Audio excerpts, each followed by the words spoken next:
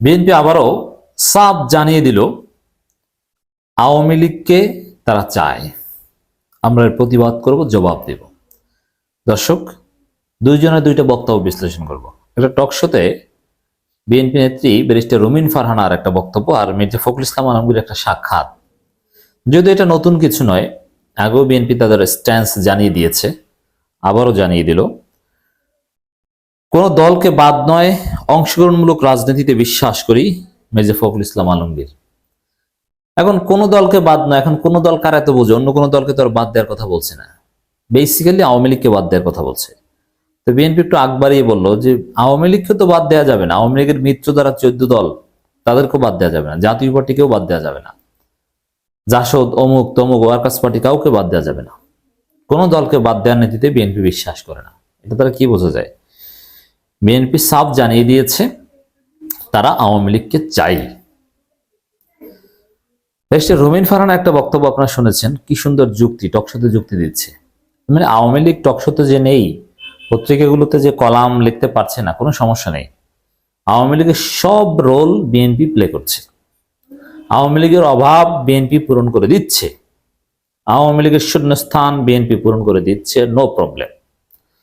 দর্শক, রুমিন ফারহানার বক্তব্য, মির্জা ফখরুলের বক্তব্য শুনলে আপনি ডিফারেন্সিয়েট করতে পারবেন না যে ওবায়দুল কাদের বক্তব্য দিচ্ছে না কে দিচ্ছে।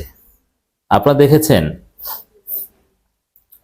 মির্জা ফখরুলের একটা বক্তব্য কয়েকদিন আগে, ৭১কে আমরা ভুলতে পারবো না। এটাকে শেখ হাসিনা বলেছেন না ফখরুল বলেছেন, কোনো পার্থক্য মনে হয়? মনে হয় না। এখন শেখ হাসিনা ফখরুল, ওবায়দুল কাদের ফখরুল একই। আবার এক সন্ত্রাসী খুনিকে জনগণ কিছুটা লাঞ্ছিত করেছে, 9টা মামলার আসামিকে। বিএনপি তার পক্ষে রাজপথে নেমেছে এবং বয়ানগুলো কি? বয়ানগুলো হচ্ছে যে বীর মুক্তিযোদ্ধাকে অপমান করা হয়েছে। মানে সে সন্ত্রাসী নাকি এটা মুখ্য নয়, বীর মুক্তিযোদ্ধাকে অপমান করা হয়েছে। একদম অপরাধকে ধামাচাপা দিতে যেসব পরিচয় আওয়ামী লীগ সামনে আনতো, বিএনপি এখন সেম কাজ শুরু করেছে এবং আওয়ামী লীগের কেন্দ্রীয় নেতার পক্ষে মাঠে নামছে বিএনপি। অতএব বিএনপি রাজনৈতিকভাবে, বুদ্ধিভিত্তিকভাবে, সবভাবে আওয়ামী লীগকে চায়, আওয়ামী লীগকে রক্ষা করতে চায়, এতে কোনো সন্দেহ নাই। জনগণকে এটা মনে প্রাণে বিশ্বাস করতে হবে এবং বিশ্বাস করাতে হবে। তো মির্জা রুমিন ফারহানার যুক্তি কি? যুক্তি হচ্ছে আওয়ামী লীগের রিজার্ভ ভোট, ফিক্সড ভোট বাংলাদেশে নাকি 33%, কিন্তু আমরা এটা বিশ্বাস করি না। একসময় ছিল, এখন বাংলাদেশের 10% লোকও আওয়ামী লীগকে ভোট দিবে না, আওয়ামী লীগ থেকে মুখ ফিরিয়ে নিয়েছে। আওয়ামী লীগ ফ্যাসিস্ট, গণহত্যাকারী। আওয়ামী লীগের পক্ষে ছিল এরকম অনেক ভদ্রলোকজন, সেলিব্রিটি আপনারা দেখেছেন না? এই যে তাশরিফ খান, আগে কি আওয়ামী লীগের সাথে চলতো না? তারপরে এই গণহত্যার পর কি আওয়ামী লীগের সাথে আছে? নেই, আওয়ামী লীগের বিপক্ষে অবস্থান নিয়েছে। সিনেমা অ্যাক্টিভিস্ট অনেকে আওয়ামী লীগের দালালি করতো, কিন্তু কই তারা কি আওয়ামী লীগের পক্ষে আছে? অনেকে আছে, অনেক হিন্দু, তারা আওয়ামী লীগ খারাপ জেনেও আওয়ামী লীগকে ভোট দিত, কারণ তারা জানতো বা মনে করতো যে আওয়ামী লীগের বিকল্প নেই। এখন যেহেতু আওয়ামী লীগের বিকল্প আছে, অথবা আওয়ামী লীগের মুখসম্মুচিত হয়ে গেছে, তারা এখন আর আওয়ামী লীগ নেই। অথবা আওয়ামী লীগের ভোট 33%, এটা একেবারেই ঠিক নয়। তিনি কমিয়ে ধরলো, এখন 20-25% বানিয়েছেন। তো এই 25% জনগণকে বাদ দিয়ে অংশগ্রহণমূলক রাজনীতি, একটা জাতীয় ঐক্য, এটা সম্ভব নয়।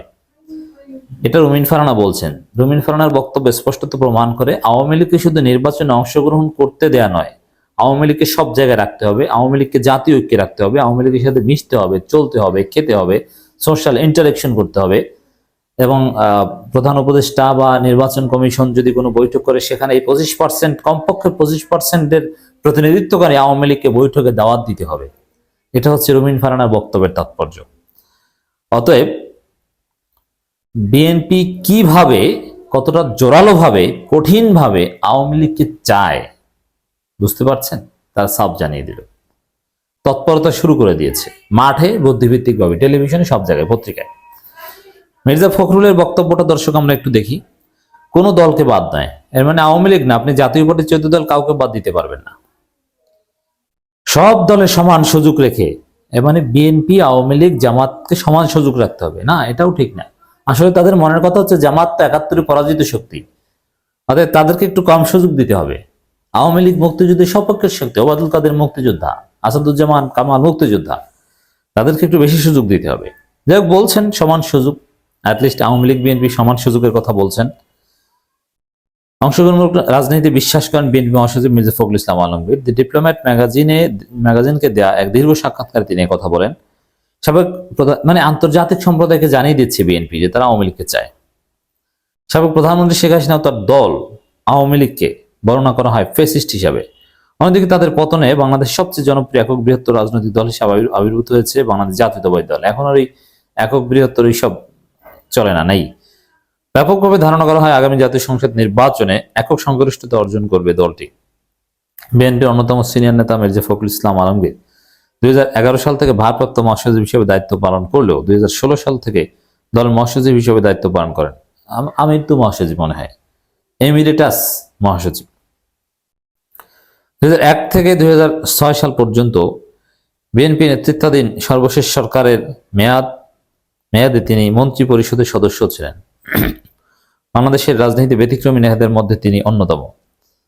ব্যতিক্রমী আওয়ামী লীগ নেতা, আওয়ামী প্রেমী নেতা, ভারত প্রেমী নেতা, পিওর ভারত প্রেমী নেতা, এতে কোনো সন্দেহ নেই। তবে দলের শীর্ষ পর্যায়ে উঠে এসেছে। 2011 সাল থেকে পরবর্তী সময়টাকে বিএনপির জন্য সবচেয়ে চ্যালেঞ্জিং পিরিয়ড হিসেবে বিবেচনা করা হয়।